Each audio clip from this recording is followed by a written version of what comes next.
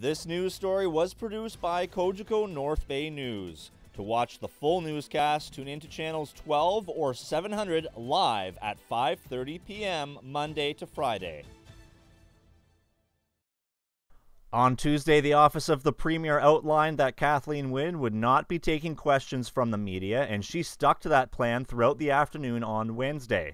Early to mid-afternoon, Wynne toured Canadore College under the guidance of President George Burton. First, it was a pit stop at the TV studios. And then she visited a practical nursing class for the better part of a half hour. On an income lower than sort of $80,000 is going to be eligible for a lot more grant. So average tuition will be free for many students starting in September. So I don't know if any of you will qualify, but please look into it. There's a calculator online. Back outside Nipissing University's Harris Learning Library, dozens of locked-out children's aid workers waited patiently to have a word with the Premier. Canadian Union of Public Employees Local 2049 President Debbie Hill was optimistic that she would get her message across to Wynne. Our hope would be that the Premier would go back to Minister Coteau and bring to his attention our concerns. We're a bunch of locked-out workers who want to get back to the table and back to work, and we need some help to get there.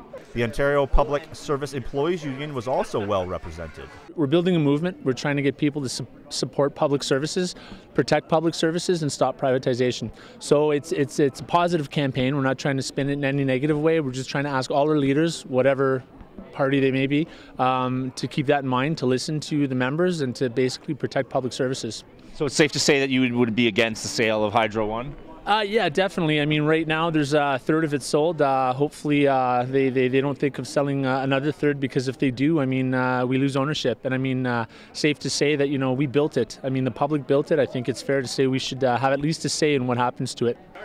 Northern Ontario Party leader Trevor Holiday was present. Since the media was not permitted to ask questions to the Premier, I asked Holiday what he would ask. $1 million questions about hydro and all the cuts that she's causing to Northern Ontario and Ontario as a whole. She's making people, have to decide over paying for their hydro or paying for food.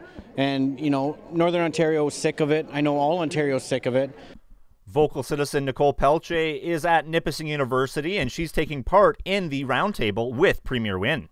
She's saying that, students get free tuition, but that's not true. Not all students receive free tuition, and the ones that are saddled with debt, the ones that are ready to graduate, like myself, we don't get any relief, and it's not fair. And I also want to ask her about how much, in terms of natural resource extraction, is being taken out of Northern Ontario, and what's being put back in.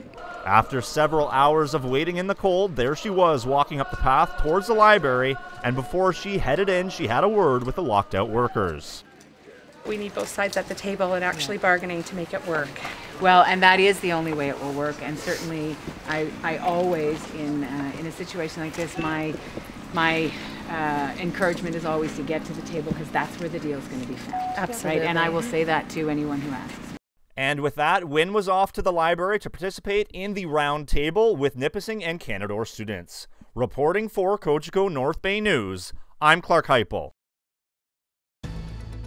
If you are interested in watching Cogeco North Bay News, you can become a subscriber by calling 1-800-267-9000.